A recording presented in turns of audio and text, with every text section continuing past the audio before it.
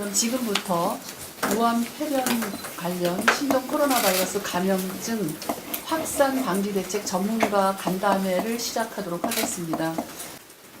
오늘 회의는 인천공항 현장에서 하면 어떨까 하는 논의도 있었습니다만은 현장에서 지금 비상 근무를 하고 있는 직원들에게 불편을 끼치지 않고 실질적인 대책을 마련한다는 이런 차원에서 오늘 이 회의를 여기에서 열게 되었습니다. 설 연휴 동안에 우한 폐렴 상황이 더 심각해지고 있고 또 국민들께서 크게 걱정하고 계셔서 전문가 여러분들을 모시고 긴급히 대책을 논의하게 되었습니다. 중국에서 확진 환자가 급증하고 있는 데다가 잠복기에도 감염이 된다고 해서 더 걱정스러운 상황입니다. 검역, 또 지역사회 확산 방지 등 전반적인 대책을 논의해서 국민들 걱정을 덜어드릴 수 있었으면 좋겠습니다.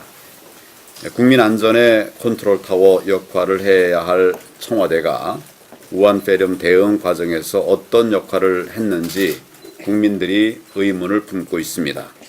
하지만 지금 중요한 것은 조기 차단과 확산 방지입니다. 따라서 우리 자유한국당은 국민 안전 우선의 입장에서 적극적으로 정부에도 협력하고 또 의료진에게도 함께하겠다는 말씀을 드립니다. 지금 상황에서 가장 중요한 것은 1차 저지 선인 검역의 철저를 기하는 것입니다. 우한 폐렴이 중국 현지에서 확산 중에 있는 만큼 1차 저지 선인 공항 등이 뚫리면 검역망에 큰 구멍이 생기게 됩니다. 한 번 뚫리면 2차 감염 등으로 확산되는 것을 막는 것이 매우 어렵게 되기 때문에 검역은 초고강도로 실시해야 한다고 생각합니다. 검사 대상을 우한에서 중국 전역 방문자로 확대하고 또 발열, 기침 중에 하나만 확인되면 의심 환자로 격리하는 등 검역을 강화한 것은 늦었지만 다행이라고 생각합니다. 국내에서 4번째 확진 환자가 나왔고 중국에서 입국하신 분들이 아주 많았기 때문에 2차 감염 등 지역사회 확산을 방지하는 것도 매우 중요한 상황입니다. 이번에는 잠복기에도 감염이 되기 때문에 확산 방지가 더 어려울 수 있는데 전문가 여러분들께서 좋은 현장 대책까지를 마련해 주시면 감사하겠습니다. 신종 전염병은 국민과 함께 퇴치한다고 하는 자세로 임해야 합니다. 우리에게는 그런 몇 번의 경험이 있었습니다만은 이번에도 그렇게 긴밀하게 협력해서 국민과 함께 퇴치해 나가야 하겠습니다. 국민들께서 실시간 상황을 정확히 아셔야 하고 또 대처 방안도 정확히 숙지하셔서 즉각 대응하실 수 있도록 해야 하겠습니다. 재난 문자처럼 국민들에게 실시간으로 우한 폐렴 정보를 알리는 것도 꼭 필요합니다. 국민 안전만큼 중대하고 또 시급한 현안은 없습니다. 모든 사안에 다 개입하고 간섭하던 청와대가 이번 우한 폐렴 사태 때는 눈에 잘 띄지를 않습니다. 앞으로는 청와대가 국민 안전에 대한 책임을 총괄한다고 하는 자세로 좀 더 적극적으로 임해 줄 것을 당부를 드립니다. 오늘 전문가 여러분들께서 좋은 의견을 제시해 주시면 우리 당 차원에서 조치할 것은 먼저 조치하고 또 정부의 역할을 해야 될 것은 강력히 정부에 요구하도록 그렇게 하겠습니다. 우한 폐렴 조기 차단에 일조할 수 있도록 최선을 다하겠다는 말씀을 드립니다. 감사합니다. 어제 대한의사협회에서는 중국 내에서 소위 이제 신종 코로나 바이러스의 감염증의 진행 추이를 면밀히 관찰하면서 또 국내에서 3번째 확진 환자가 생겼고 정부에서 나름대로 최선을 다해서 여러 가지 검역 방역 대책을 시행을 하고 있지만 여러 가지 좀 미비한 점들이 있다, 그런 판단을 내려서 어제 긴급하게 대책회의를 가졌습니다. 약 2시간 동안 대책회의를 했고 그 결과물을 이제 대국민 담화로 발표를 하기에 이르는 것입니다. 대국민 담화 내용은 크게 정부에 대해서 요구하는 내용, 그리고 국민에 대해서 요구하는 내용, 그리고 우리 의료계 스스로에게 권고하는 이런 내용으로 크게 구성이 되어 있습니다. 오늘 말씀드리고 싶은 것은 어제 발표한 내용을 기반으로 해서 제가 말씀을 드릴 건데요. 오늘 제가 말씀드리고 싶은 것은 자유한국당 제1야당 대표님하고 정책위 의장님, 여러 보건복지위원님들께서 나와 계시기 때문에 제일 먼저 현재 우리가 지금 접하고 있는 정보가 얼마만큼 정확한 정보를 접하고 있는가, 이 문제를 한번 검토를 해봐야 될 것 같습니다. 중국 정부가 지금 각종 언론 또 여러 나라들에서 제기하는 문제가 중국 정부가 과연 정말로 감염 환자 수라든지 확진 환자 수, 의심 환자 수 이런 데에 대해서 또 사망 환자, 중국 전역에 대해서 정말 정확한 정보를 제공하고 있는가, 이 분야에 대해서 상당히 이 문제에 대해서 의문을 제기하고 있는 분들이 상당히 많습니다. 그래서 우리 한국 정부가 정보를 취득해서 우리 국민들에게 제공하고 또 내부적으로 각종 정책을 수립할 때 써야 되는 가장 중요한 어떤 기초적인 자료가 되는데, 중국 정부에서 받는 정보, 그리고 이제 WHO 정보, 미국의 CDC에서 받는 정보, 또 일본 후생노동성에서 받는 정보, 이런 것들은 검증돼 있고 믿을 수 있는 정보죠. 그렇지만 중국 내에서 유래한 정보들이 그 정보 인테그리티라고 할 수 있는 부분, 정확도라든지 성실성, 완전 무결성 이런 것에서 상당히 어떤 의심을 갖고 있는 것이 사실이라는 것입니다. 그래서 정보 정확성 그 문제를 한번 한국당에서 따져주셨으면 철저하게 한번 검토를 해주셨으면 좋겠다, 그런 말씀 드리겠습니다. 정확한 정보에 근거해야 바로 내일부터 이제 외래에서는 의원급, 병원급 할 것 없이 굉장히 많은 환자, 수백만 명의 환자들이 내일 진료가 이루어질 것입니다. 이 사람들이 일부는 중국 여행을 갔다가 온 한국인들이 일부 있을 것이고, 또 한국에 거주하던 중국인이나 조선족이 중국 춘절 그 연휴에 갔다가 또 온 사람들이 있을 것입니다. 분명히 그 환자들 중에 상당히 어떤 위험군이라고 할 수 있는 환자들이 있을 것이고, 내일부터 당장 진료를 시작하는데 이런 환자들을 진료할 때 가장 기본이 되는 것이 아까 제가 말씀드린 그런 어떤 객관적 의학 정보에 근거한 사례 정의, 우리가 케이스 데피니션이라고 하는 것, 그리고 그 사례 정의에 근거해서 진료 지침이 나오기 때문에 그거에 근거해서 우리는 진료를 할 수밖에 없다는 것이죠. 하지만 정보가 잘못되기 시작하면 그런 부분에 분명히 어떤 오류가 생기기 때문에 우리가 현장에서 대응하는데 큰 혼란을 겪을 수밖에 없습니다. 지금 의료계는 이 대단히 어떤 심각하고 위기감을 느끼고 있는 것이 바로 내일부터 당장 100만, 200만, 300만 명의 엄청난 환자를 현장에서 봐야 되는 그 절박한 지금 상황에 놓여 있다는 것입니다. 그래서 질보원에서도 나름대로 여러 가지 준비를 하고 있고 여러 가지 어려움이 있는 것을 알고 있습니다만은, 일단 그리고 또 중간에 잠깐 말이 있었습니다만은 보건복지부 질본이 얼마만큼 자유한국당 제1야당 측에 지금 있는 그대로 우리 어떤 정부의 준비 태세, 준비가 된 상황을 얼마만큼 정확히 알려드렸는지 거기에 대해서는 제가 지금 아직 모르겠습니다. 조금 이따 그런 부분에 대해서 좀 말씀해 주시면 감사하겠습니다. 그래서 정보에 대한 문제 말씀드렸고, 일단은 그런 이제 한계를 두고 저희들이 이제 말 그대로 이 감염을 최대한 이 감염증을 최대한 빨리 종식시키는 것이 궁극적인 목적이기 때문에 그렇게 하기 위해서 가장 중요한 두 가지 요인이 무엇인가? 첫 번째는 감염원에 해당하는, 그러니까 중국 호북성 무안시, 후베이성 무안시에서 많은 환자들이 발생을 하고 있고, 지금 현재 중국 약 30개 성에서 확진 환자들이 나오고 있습니다. 따라서 감염원으로 작용할 수 있는 사람들이 한국에 입국하는 것 그 자체를 원천적으로 차단하는 전면적인 입국 금지를 지금 당장은 아니지만 앞으로 추이에 따라서 하루 이틀 반나절 만에 즉각적으로 시행해야 될 때가 올 수도 있다는 얘기죠. 그런 점에 대해서 정부가 철저한 태세를 갖추도록 국내법적으로 요건, 국제법적인 요건 이런 것들을 검토를 해서 미리미리 준비를 해야 된다고 저는 생각을 하고 있습니다. 감염원을 우리가 차단하는 것이 이런 감염병 사태에서 가장 중요한 우리가 어떤 대응책이라고 생각할 수가 있겠습니다. 두 번째는 일단 우리나라의 중국에서 무안시에서 왔든 후베이성에서 왔든 중국 전역에서 환자가 발생했던 곳에서 왔든 그 사람들이 우리나라에 왔을 때 그러면 아까도 제가 사례정의를 얘기했습니다만 어떤 사람들 바로 발열이 있다든지 발열만 있다. 나는 발열은 없는데 콧물, 기침만 있다. 인후통이 있다. 뭐 호흡기 증상이 있는 것이죠. 그런 환자들 중에서 어떤 환자들을 우리가 적어도 능동 감시, 수동 감시, 감시를 하고 추적 관찰을 하다가 적절한 시점이 되면은 확진 검사까지 할 것이냐.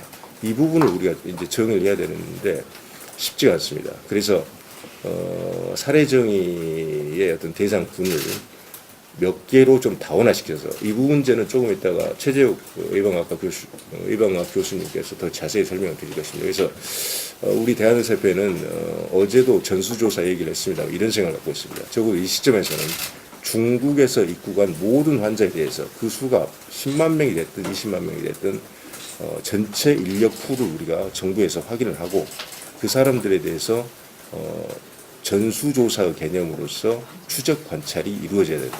최소한 이 사람들은 외출, 외부 활동을 많이 해서는 안 되고 증상이 전혀 없는 사람도 마찬가지입니다. 꼭 마스크를 KF80 이상의 마스크를 반드시 착용해야 됩니다.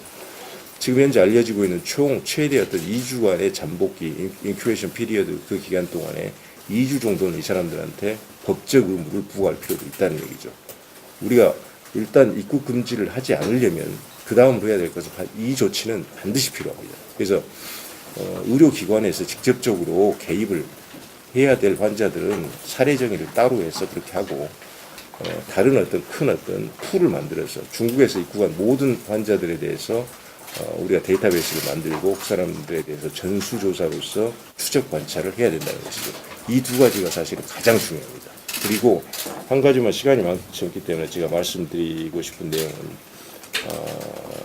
이 사태에서 국민들이 가장 효율적으로 대응할 수 있는 방법이 뭐냐? 마스크를 착용하는 것입니다. 마스크. 그래서 일반 국민들에게 권장되는 마스크는 제가 어제 기자회견에서 여러 번 말씀드렸습니다만 KF80 정도 되는 마스크를 호흡기 증상이 있는 분은 당연히 쓰고 다녀야 되고 호흡기 증상이 없는 분들도 늘 쓰고 다니고 그리고 의료기관은 방문 면회 하지 마시고 그리고 꼭 필요할 때 의료기관을 방문하고 사전에 의료기관에 또 게시되어 있는 그런 게시물을 보고 내가 어떤 중국 갔다 왔다 또 어떤 그런 사람하고 접촉을 했다 그런 게 있으면 바로바로 1339라든지 이런 데 연락을 해서 자진 신고를 내가 조금 헷갈린다 이런 게 있더라도 자진 신고를 하는 이 자진 신고를 하는 분들은 정말 우리 의료계 우리 전 사회가 정말로 이분들 크게 격려를 해드려야 될 분입니다. 그리고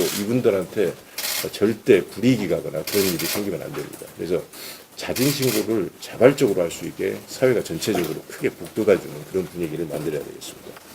그 정도 말씀드렸고요. 마스크 착용에 대해서 한국당 측에서 이 부분 가장 크게 강조를 해주셨으면 아마 지금 우리 국민들이 할 수 있는 가장 효율적인 방법이라고 생각하고 있습니다.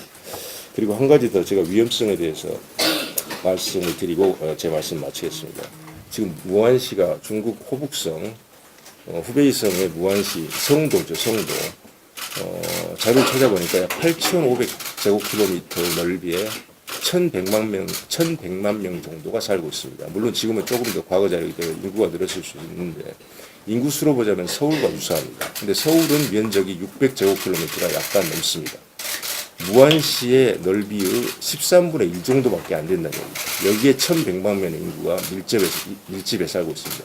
여기에 무안시와 같은 말 그대로 그런 어떤 큰 감염증의 아웃브레이크, 큰 감염증이 이렇게 아주 빠른 속도로 거대한 어떤 정도로 해서 발생을 한다면 이것은 감당할 수 없는 사태입니다. 의료기관 자체가 모든 기능이 정지될 것이고 도시 기능이 정지될 것입니다. 그만큼 지금 우리가 처해 있는 상황이 매우 심각한 상황이라는 것이고 우리 대한의사협회는 그런 인식하에서 거기에 대한 회원 의사들에 대한 대응, 의료기관에 대한 대응 그런 것들을 차근차근 매일매일 종합상황실을 설치해서 진행하고 일정하게 정보 공유를 할 것이라는 점을 말씀을 드리겠습니다. 감사합니다. 여러 가지 면에서 이제 바람직한 정책이 나오길 기대하고 있습니다만 실제로 그런 사전 예방적 국민 입장의 적극적 대응에 대해서 어떤 역할을 하는지 어떤 역할을 해야 되는지 조금 더 보완 말씀드리고 좀 전문가 입장에서 의협 입장에서 주문하고 싶은 내용이 있습니다. 뭐냐면요. 실제 그렇게 그에 걸맞는 정책이 아직은 좀 가시화되지 않아서 좀 국민들이 불안해하고 우리 전문가에서도 불안해하는 요소가 뭐냐면 이 환자를 관리하기, 환자가 발생했을 경우에 접촉자가 확인됐을 경우에 관리하는 시스템은 이미 돌아는 가고 있고 저희도 뭐 나름대로 과거 메르스 사태와 같은 실수를 반복하지 않는 그런 점은 보입니다. 그런데 사전 예방적인 차원에서 해야 될 일들이 그 부분이 지금 눈에 보이지 않는 게 좀 굉장히 우려스럽습니다. 그게 어떤 부분이냐면요. 이 아까 말씀드린 밀접 접촉자라고 하는 게 지금 기준이 있습니다. 이제 지금 이 밀접 접촉자 기준은 현재 지금 파악하고 있고 뭐 세 번째 확진자가 47명의 접촉자가 있다는 부분들이 있는데 그 부분들은 나름대로 관리가 되고 있는 듯이 보입니다만 그 밀접 접촉자에 대한 구체적인 기준과 그런 내용들을 국민들에게 소상히 알리고 그런 이 밀접 접촉자가 어떤 거라는 걸 알아야 본인이 내가 밀접 접촉자구나 하고 신고를 할 거 아닙니까? 근데 그런 부분들이 알려져 있지 않고 그냥 정부가 알아서 조사하는 듯이 하는 거는 이런 건 바람직하지 않습니다. 사전 예방적인 차원에서 가장 핵심은 국민과 많은 부분들이 자발적으로 신고하고 자발적으로 참여해야 되는 것이 제일 중요한 관건이고 WHO에서도 이 감염병 관리에 있어서 가장 중요한 요인 중에 하나가 퍼블릭 커뮤니케이션하고 그다음에 커뮤니티 인게이지먼트, 주민들의 참여와 국민들의 참여가 중요한 요인입니다. 그래서 이런 국민들의 참여를 이끌어낼 수 있는 조직이 왜 이번에는 보이지 않는지 좀 우려스럽고요. 그런 부분을 적극적으로 이야기하고 도움을 청하고 그러기 위해서는 정보를 공개하고 이런 부분을 신고해 주십시오라고 적극적으로 이야기를 해야 됩니다.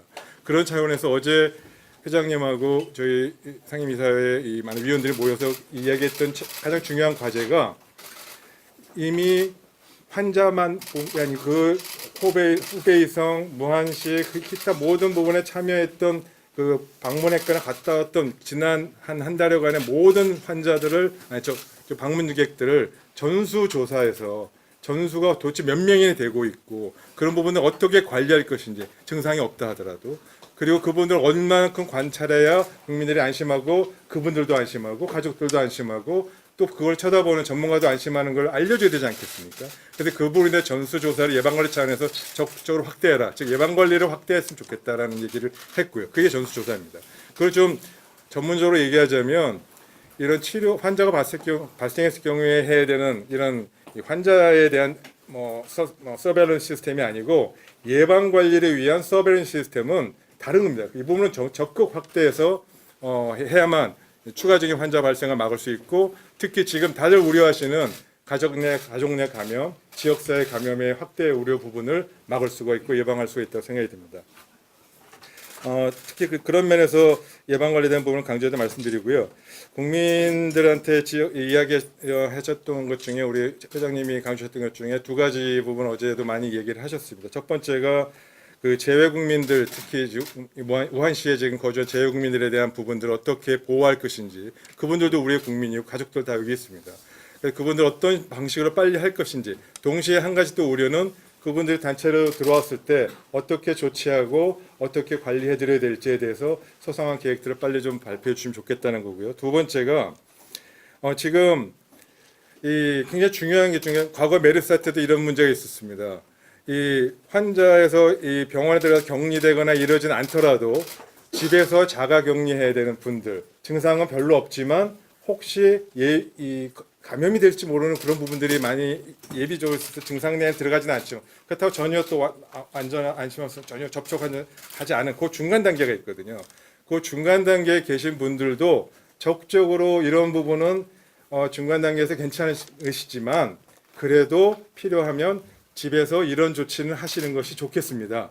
라는 것이 필요하지 않을까요? 그게 있었습니다. 그리고 WHO에서도 똑같이 이번 신종 코로나 바이러스에서 이런 병원에 가서 격리 검사하고 확진 검사하지 않더라도 증상에는 직접적으로 않더라도 집에서 조치를 하셔야 될 분들에 대한 기준이 있고 그 집에서 조치할 때는 이런 정도의 이런 기준을 갖고 이렇게 하십시오라는 기준 그런 가이드라인까지 나와 있습니다. 그래서 그런 부분들은 국민들에게 소상히 알리고 자체적으로 자발적으로 할 수 있도록 해야 되는데 그 가이드라인을 의사협회에서 준비해서 조만간에 빨리 말씀드리고 회원들을 통해서 시민들이나 환자들에 전파될 수 있도록 하는 것을 좀 준비하고 있습니다. 그래서 같이 이 자유한국당이든 많은 같이 노력해 주시면 좋겠고요. 의료계에서도 운인했던 것이 몇 가지 더 추가로 말씀드릴 사항이 있습니다. 첫 번째로 어제도 굉장히 그런 논의가 많았습니다만 이 병원의 입원 환자 면회 제한 조치 부분은 의료계가 지금 굉장히 고민하고 있고 필요하다면 그런 부분들을 자발적으로 의료계에서 입원 환자 면회 제한에 대한 부분은 고려해서 지금들은 병원협회 등 의사협회 같이 고민하고 있고요. 그다음에 특히 또 외래 환자 격리 조치하는 부분 지금 법대로 잘 진행했고요. 마지막에 한 가지 굉장히 중요한 문제 중에 하나가 의료계 내에서 종사하고 있는 의료인들이 있습니다. 의사 포함해서 간병인 많은 이 의료계 종사자 중에서도 중국을 방문한 경험이 있거나 혹은 또 조선족이나 이런 외국인들도 근무하는 사람들이 있어서 이런 부분들에 대한 또 우리 스스로도 철통같이 방어를 해야 되기 때문에 그 부분도 자체적으로 조사를 하고 또 그 혹시라도 의료계 중국을 방문한 경험이 있는 부분을 파악해서 환자의 진료에 참여하지 않도록 하는 부분도 같이 고민하고 있다는 말씀을 드리고 싶습니다. 이 정도가 어제 얘기했던 추가적인 이야기입니다. 이상입니다. 잘 아시다시피 대한민국 의료는 굉장히 최고 수준에 달해 있습니다.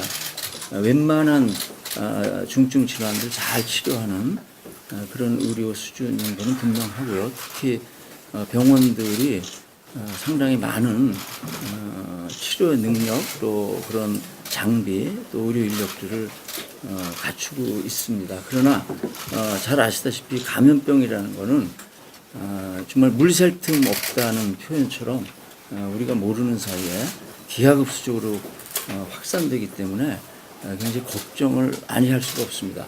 지금 이제 염려스러운 부분들 또 대책들을 우리 의사협회 최대주 회장님 또 최대주 교수님께서 많은 좋은 제안도 해주셨고 현 상황을 설명을 주셨습니다. 저도 공감하고요. 또 의사협회 또 그런 펄리시라든지 여러 가지 대책 함께 할 예정입니다. 잘 아시다시피 병원이라는 것은 환자들이 밀집해 있는 공간입니다. 특히 그 대형 병원들은 어마어마한 중증 환자들이 많이 있죠.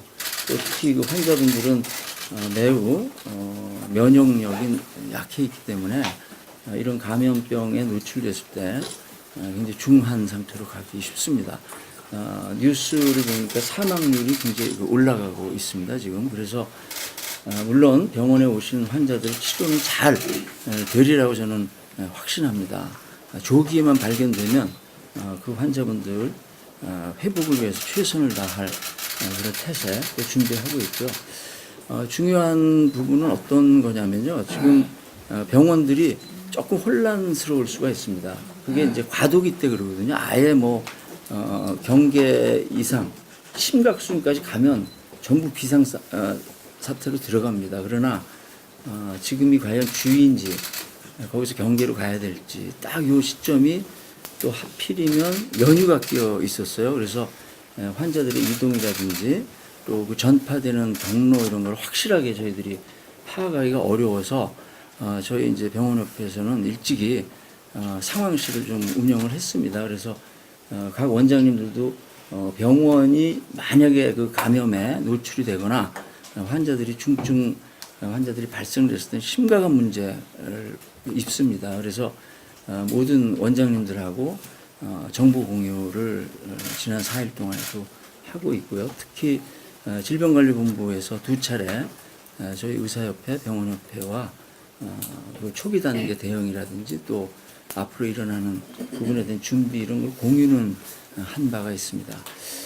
이 정도로 이렇게 가면 참 좋겠는데 이제 최악의 시나리오로 변했을 때가 문제인 것 같습니다. 특히 대이동이 있은 후에 저희들이 병원 외에서의 차단을 확산을 막는 방법 또 병원 내에서 들어왔을 때 이제 그때 심각한데 그 확산을 막는 방법 최소화하는 방법 이런 것에 대한 대비를 지금 하고 있습니다. 특히 홍보가 굉장히 중요한 것 같습니다. 최 회장님께서도 말씀하셨는데 예방 차원뿐만 아니라 약간의 의심이 갔을 때 어떻게 이거를 접촉을 최소화할 것인가. 그거는 의료인들이나 병원계에서만 해서는 상당히 어려울 것 같습니다. 그래서 오늘 같은 이런 간담회를 통해서 알려지고 정부와 병원계 의료계와 그다음에 국민 환자분들이 같이 이걸 공유를 해서 실천을 함으로써 초기에 이걸 막아줘야 되겠다 이런 생각을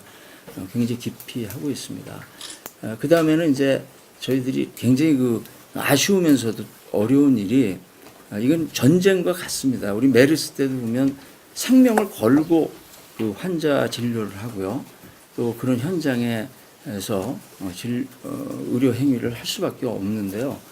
그 최전방에 있는 그 전투병들이죠, 의료인들은. 그분들이 판단을 할 수 있는 그런 권한을 줘야 된다고 봅니다. 위에서 지침만 이렇게 기다리다 보면 타이밍을 놓치는 경우도 많고 해서요.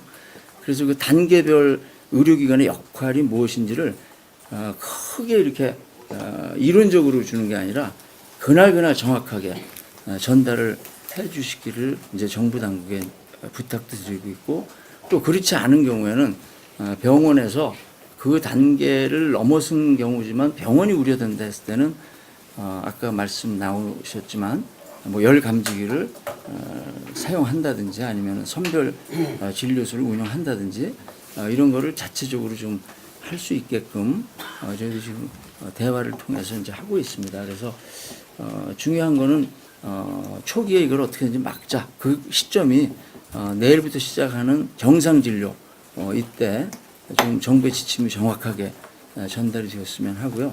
그 다음에 환자들이 경유한 의료기관에 대한 정보가 확실하게 저희들에게 전달이 되었으면 하는 것을 질병관리본부에도 지금 요청을 한 상태입니다. 초기에는 조금 등한시할 수도 있고 또 알려지지 않을 수도 있는데 그건 매우 중요한 정보가 될 것 같습니다. 그래서 저희 병원협회 입장에서는 내일 상황실보다 한 단계 위인 그 비상 대응 본부를 저희들이 운영을 하기로 오늘 결정을 했고요. 모든 시도 병원의 회장들을 포함해서 전체 병원 협회 회원 병원들이 이 병의 진행, 폐렴의 진행을 막기 위해서 조기 차단을 하기 위해서 노력하겠다는 것을 말씀을 드립니다. 많은 협조를 부탁드리겠습니다. 감사합니다. 저희들이 이제 21일부터 비상 상황실을 갖다가 운영을 하고 있습니다. 지금까지는 아주 뭐 좀 상황실 자체 어떤 커뮤니케이션이나 이런 것들은 잘 이루어지고 있는 것 같고요. 어떻게 보면 지금 주의 단계임에도 불구하고 각 병원에서 외부에 음압 텐트를 설치한다든지 선별진료소를 설치해서 지금 운영을 하고 있습니다. 이제 뭐 어떻게 보면 과잉이다 싶을 정도로 지금 뭐 긴장하고 병원들에서 지금 대응을 하고 있다는 말씀드리고요. 일부 병원에서는 극단적으로 가족 면회까지 입원 환자에 대한 가족 면회까지 차단을 하고 있는 상황이고, 어떻게 보면 외국 국적 간병인 같은 경우에는 잠시 좀 출근을 안 하도록 하는 조치까지 지금 이루어지고 있는 상황입니다.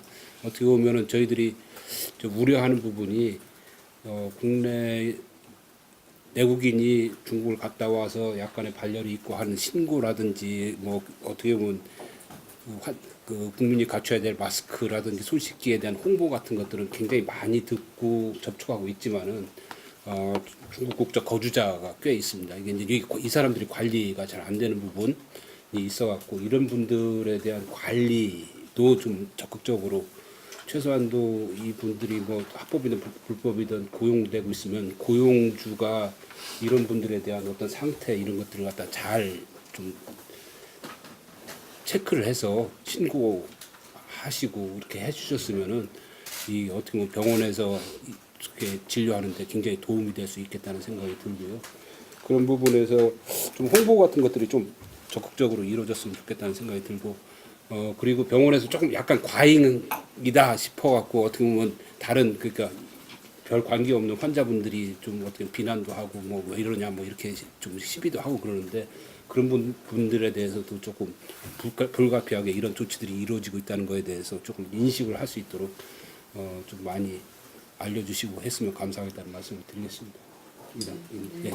제가 볼 때는 이제 저가 의료 생활을 하면서 이와 같은 그 위기 상황이 한 각 정권마다 다 있었습니다. 그래서 그 옛날 김대중 대통령 시절에는 홍역이 전국에 확산됐는데 그때 항만에 울산에 이제 들어온 그 탈북자에서 확산이 된 겁니다. 검역이 또 무너진 거죠. 그 다음에 노무현 대통령 때는 이제 그 사스가 들어왔는데 그때도 뭐 공항을 통해서 이제 주로 그게 확산이 됐던 거고.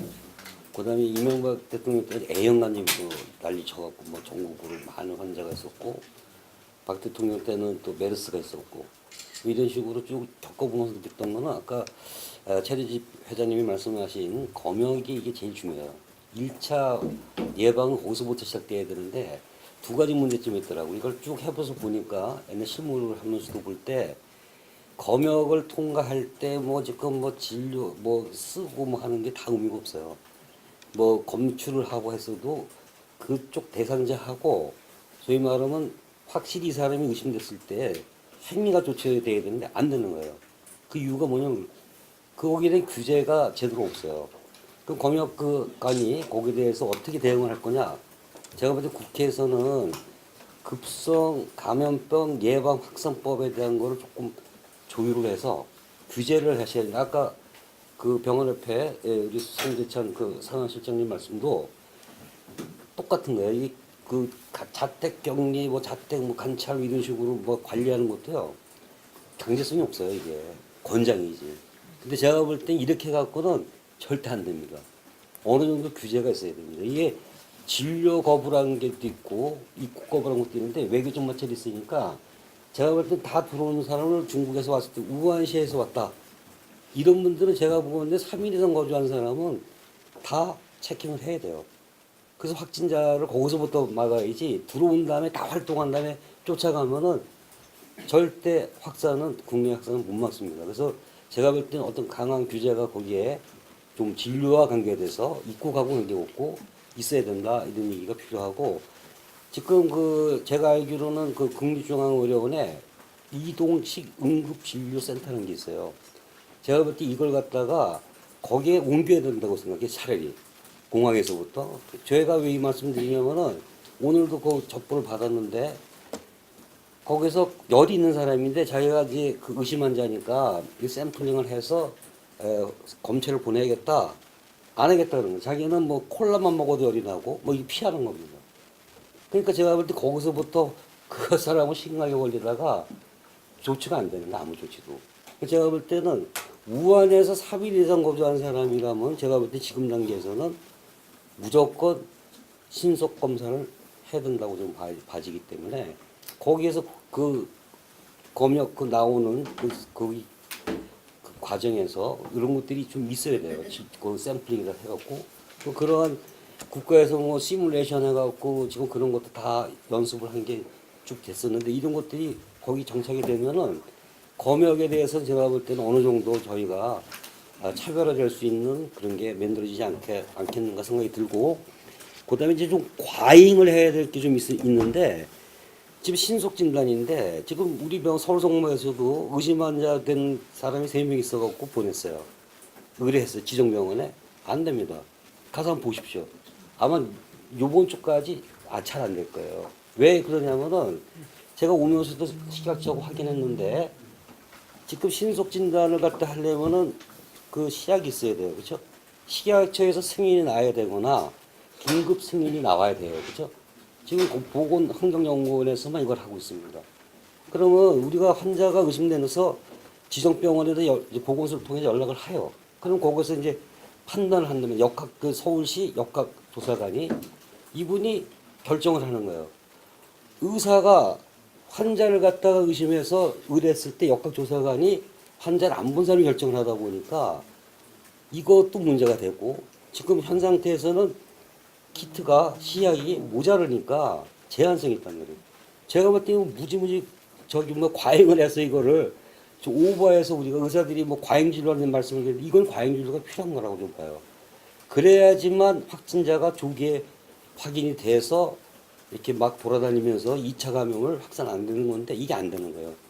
그래서 이거에 대한 걸 갖다가 보건학연구원에서 어떤 조치를 하는지 모르지만 제가 보건 데는 식약처하고 관계해서 빨리 이 시약이 도입과 그 다음에 신속 진단을 갖다가 역학조사관한테만 맡기는 게 아니고 자체적으로 요구해야 돼요. 과잉하게 하는 건 그거고, 그 다음에 이제 지정의료기관인데 이것도 과잉하게 해야 됩니다. 메르스 때, 사스 때도 다 겪었던 건데 어떤 거냐면 지정의료기관 다 정해져 있어요. 환자들이 거기 의심되는 사람이 안 갑니다. 왜 안 갑니까? 신뢰도가 없으니까 안 가는 거죠. 지정의료기관이 지자체에서 정했는데 거기 있는 환자나 가고자 하는 사람들이 거기 가고 싶어야 돼요. 있고 다 중앙으로 몰리는 거예요. 그러다 보니까 중앙에서 중증 환자를 갖다 보는 그 의료기관에서 그 많은 환자들을 하려니까 너무 힘이 든 거예요. 그러니까 사고 나는 거죠. 의료 사고가 거기서 나는 거죠. 응급 환자로 들어와서 놓치거나 하는 게 다 그런 일이 아닙니까? 그게 의료 시스템만 문제가 되는 게 아니고 제가 볼 때는 그런 환경이 믿지 못한 환경이 됐기 때문에 그런 건데 지정 의료기관에 전문가가 있어야 되고 그 지역 분들이 그거 믿는 기관이어야 되고 의료인만 있는 게 아니라 공간이 있어야 됩니다. 격리를 해서 보내는데 받을 사람은 없다. 격리공간 없다. 그러면 뭐 의료기관에서 다 알아서 하라는 얘기죠. 그렇죠? 그 응압실이 그렇게 뭐 수십 개 있는 것도 아닌 거고 응급실에 응압실 있는 데는 몇 개 되는 경우도 아닌데 그래서 지정 의료기관을 제가 볼 때는 지자체에서 정부에서 이걸 잘 하셔야 되는데 자꾸만 이걸 놓치시는 것 같아요. 제가 볼 때. 지정 의료기관을 갖다 정하시되 전문가가 있어야 되고 공간이 반드시 있어야 된다는 거예요. 이걸 갖다가 확인해서 확산시켜줘야죠. 아까 지금 많은 분들이 단계별 그걸 확산을 했다. 이게 너무 안 되는 거예요. 지금 질본 정우영 본부장은 나와서 계속 얘기하는데 좀 안타깝더라고요. 저도 질본 일을 오래 몇십 년 같이 했는데 그분들 잘 아는 게 개인적으로 제가 볼 때는 너무 과중한 일을 갖다가 소위 말해서 조그만 부처에서 유관기관이라고 해서 다시 쏠리면서 하는 거거든요. 이게 안 돼요. 제가 볼 때. 대응이 아니라고 봐요. 저는. 지금 적극 대응을 해서 과잉을 해야 되는 게 신속 진단검사 지정의료기관하고 아까 검역 그거 단계 이거는 과잉을 해야지 국민들이 이거 상황에서 안심을 하는 거지. 제가 볼 때는 건강용역적이 얼마나 많습니까? 환자들은 자기가 환자라고 생각하는 사람은 피해요. 그리고 환자가 아닌 사람은 오버한다고 돼 있더라고요.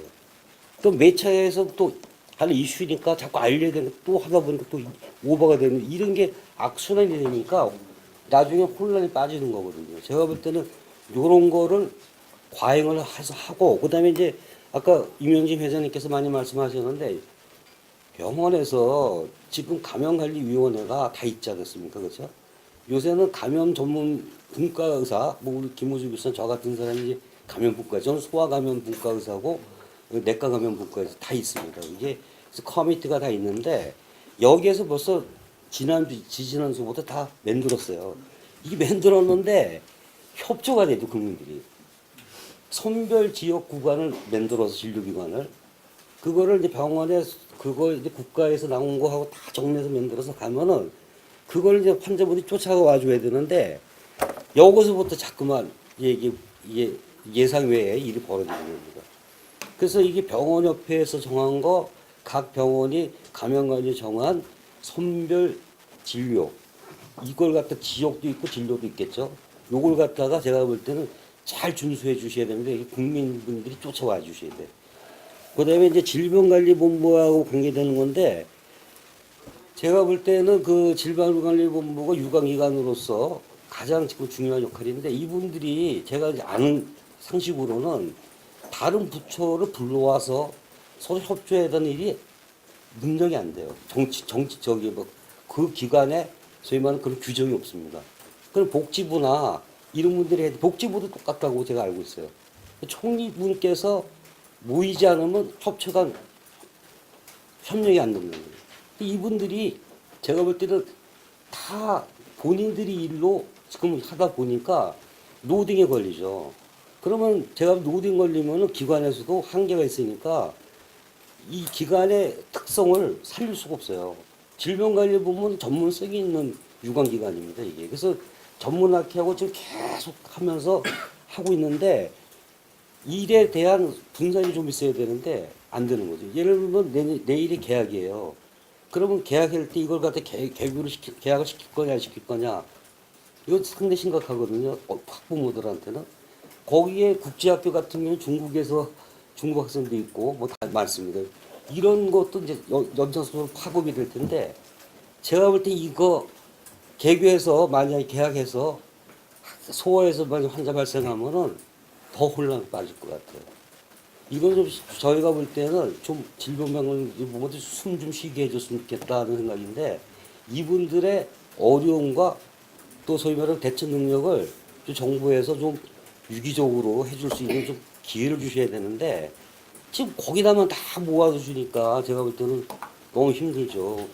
뭐 대표님도 그렇고 우리 교수님도 냈을 때 굉장히 고생하신 분들인데 그때도 뭐 상황이 뭐 다르진 않았을 거라고 좀 봐져요. 그래서 이런 게 제가 봤던 것 중에 이제 조금 더 추가할 수 있는 얘기고 아까 그 이 정보의 정확성 우리 저기 최대주 회장님이 말씀 잘하셨는데 사스 때 제가 이제 보스턴에서 미국하고 그 정부의 정확성에 관한 얘기인가요? 예. 그건 아까 얘기 대충 되지 않았을까요? 아니 그게 조금 더 정확히 아셔야 되는데 이게 중국에 대한 정보가 완루트가 아니더라고요. 가서 보니까 이게 중국 정부는 다양하더라고요. 보니까 갔는데 중국을 대표하는 CDC가 두 군데서 왔더라고요. 상해에서 오고 북경에서 오고 전혀 협조가 안. 그 어떤 게 정확한지 모르겠더라고 저희도. 그래서 제가 볼 때는 이거는 국가기관에서 정확하게 이거를 정보를 어디 루트로 해야 되는 거를 정하셔야 될 거예요. 이게 안 되면은 제가 볼 때는 뭐 우왕좌왕하는 꼴이 되겠죠. 이상으로 마치겠습니다. 예, 뭐 많은 회장님하고 지금 전문가 강진환 교수님 말씀 주셨는데 제가 말씀드릴 거는 이제 세 가지로 요약을 하겠습니다. 일단 신종감염병 유행이라는 것은 굉장히 유동적이고 불확실성이 많다. 중국 정부가 발표 안 한 부분도 있고 아직 연구나 조사가 안 돼서 밝히지 못하는 부분도 있는데 어쨌든 우리 입장에서는 우리가 최대한 정보를 수집해서 대비 대응을 해야 되는 것입니다. 그리고 과거에 우리가 많은 뭐 신종플루, 사스, 메르스를 잘 겪어왔고 잘 이겨냈습니다. 그렇기 때문에 그런 경험을 통한 교훈 또 지금 신종 코로나 바이러스에 대한 정보를 바탕으로 해서 우선은 제가 위험 평가 지금 상황이 어떤 상황인가의 전문가 분석을 좀 조심스럽게 말씀드리고 두 번째는 지금 우리나라가 어떤 상황에 있고 어떤 방역의 핵심 목표는 무엇인가 이 단계별로 달라질 수밖에 없는데요. 그 말씀드리고 마지막으로 이제 결국 국민과 의료진과 그 정부 당국 또 이런 정치권에서 어떤 전국 우리 국가를 위해서 모든 분야에서 어떤 노력을 해야 되는지 핵심을 말씀드리도록 하겠습니다. 일단은 작년 12월 31일 이제 중국에서 우한에 계질 폐렴이 발생했다고 WHO 보고하고 불과 한 달이 안 됐는데 일단 중국 내에서 티벳 자치구 빼고는 30개 성시가 다 확산이 됐습니다. 우한은 이미 지역사회에 다 퍼진 상황이고 베이징, 샹하이, 광동성도 100명 이상 발생했기 때문에 여기도 지역사회 전파가 어느 정도 있다라고 저는 봅니다. 그리고 아프리카를 제외하고 유럽, 아메리카, 오세아니아 4대륙에 전파가 됐습니다.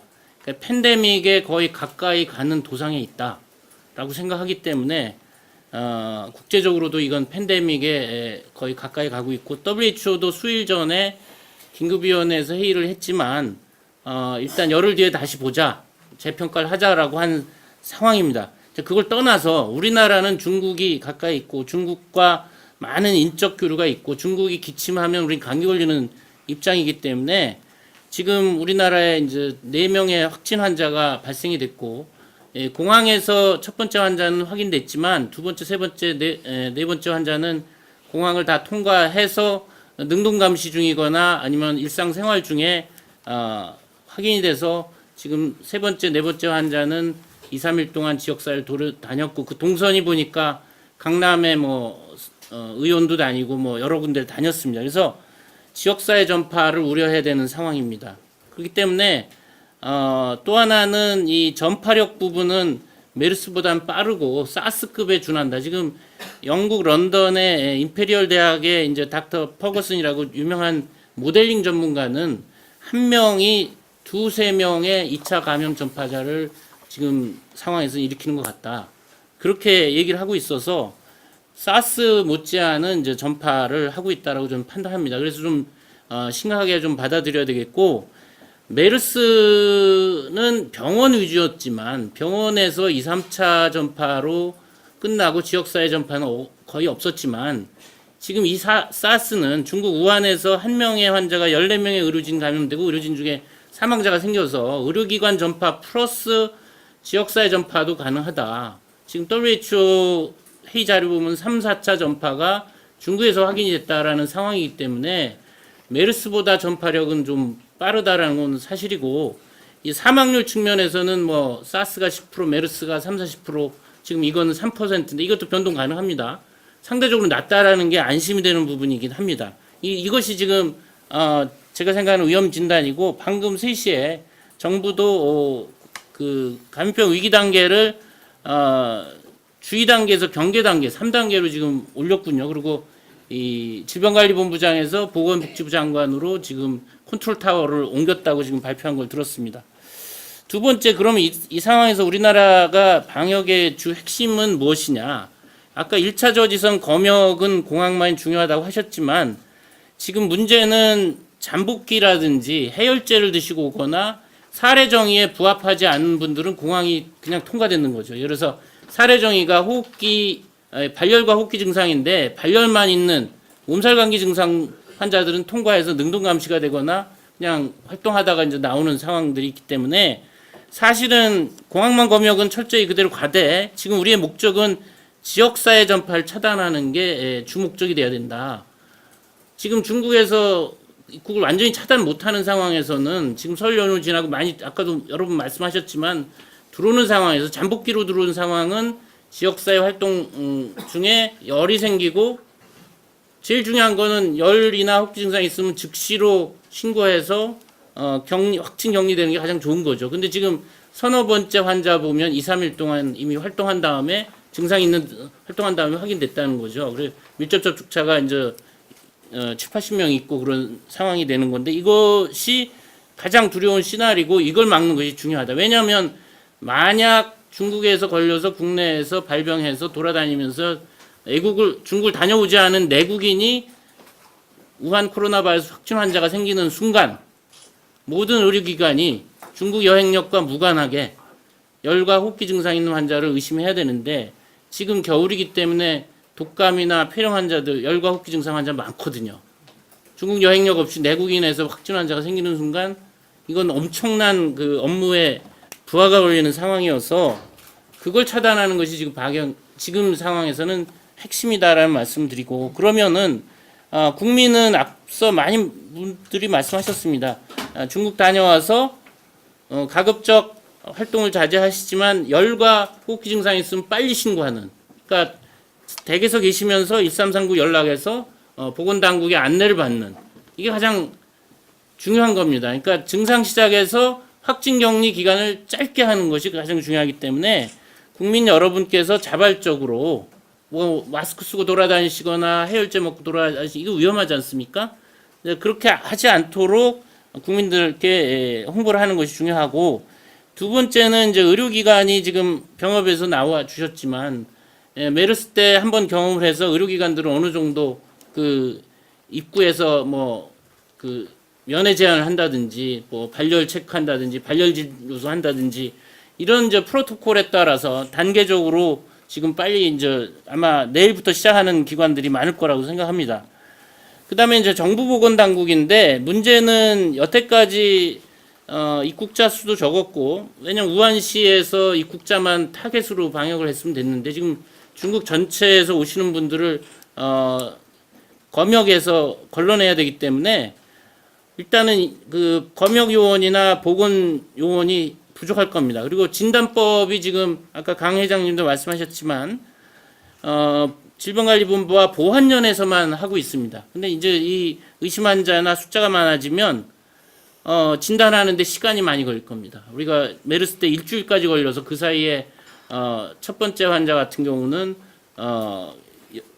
열흘 동안 4개 기관을 다니면서 뭐 한 1000여 명의 밀접적 주차가 생기고 그중에서 2차 감염자가 많이 생겼는데 이게 우리가 제일 피해야 되는 시나리오이기 때문에 가급적 진단 키트를 빨리 일선 의료기관 대부분의 대학병원이나 준종합병원은 PCR이라는 기기가 있기 때문에 진단이 가능합니다. 그래서 그 윈도우 피어리어를 줄여야 됩니다. 열과 증상이 있고 확진해서 격리되는 그 윈도우 피어리어드 이 기간에 밀접 접촉자 수를 줄이는 것이 핵심이다 라는 말씀을 드리고 뭐 격리시설이라든지 또 뭐 사례정이라든지 또 병원의 예산들이 지금 우리나라는 국민건강보험 전국민 보험이 돼서 굉장히 일찍 진료를 받을 수 있고 그런 부분이 유리하지만 90%가 민간 의료기관이기 때문에 이런 공중보건 위기 상황에서 소요되는 예산들은 아마 병원들이 굉장히 난감한 메르스 때 겪었듯이 어려움이 있을 거라고 생각이 돼서 아마도 이거는 정부와 또 정치계에서 협력을 해서 뭐 예비비를 하든지 비상 지금 빨리 우리가 보호장구 뭐 앵고 마스크라든지 개인복이라든지 음압시설이라든지 이게 다 비용이거든요. 이런 측면에서도 지금 준비를 해줘야 된다고 저는 생각합니다. 그래서 지금 현 상황은 뭐 아직은 괜찮지만 우리가 지금 중요한 시기에 지역사회 전파 차단을 함으로 해서 고비에 있다고 생각합니다. 이거를 막으면 우리가 좀 더 안전하게 갈 수 있지만 이걸 막지 못하고 메르스 때처럼 지역사회 전파가 생기면 상당히 큰 어려움을 겪을 수 있을 것이라고 생각이 됩니다. 예, 이상입니다.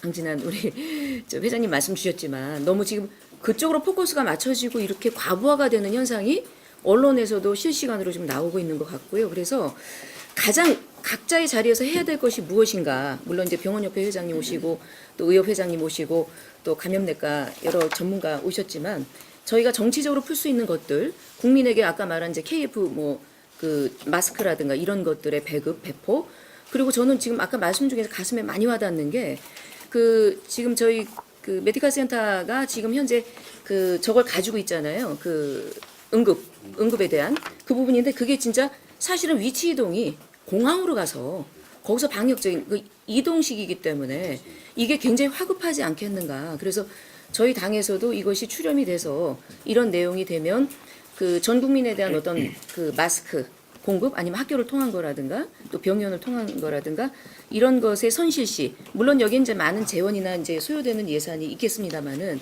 이거를 좀 정치적인 그 부분에서 좀 풀어야 되겠다 그런 생각이 많이 들고요.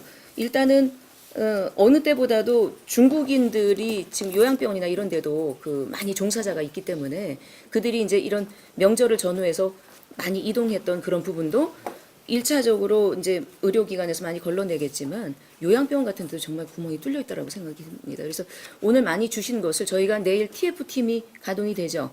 그 부분에서 아주 주요하게 실효성 있게 저희도 고민하고 또 후차적인 거에 대해서도 다시 자문을 좀 여쭙겠습니다. 진압에 실패했던 게 정보 공개였잖아요. 그래서 이번에는 정말 과잉이다 싶을 정도로 정보 공개를 해야 됩니다. 그걸 원칙으로 해야 되고 그다음에 여객선 얘기가 안 나오는데 여객선 터미널에서도 하겠죠.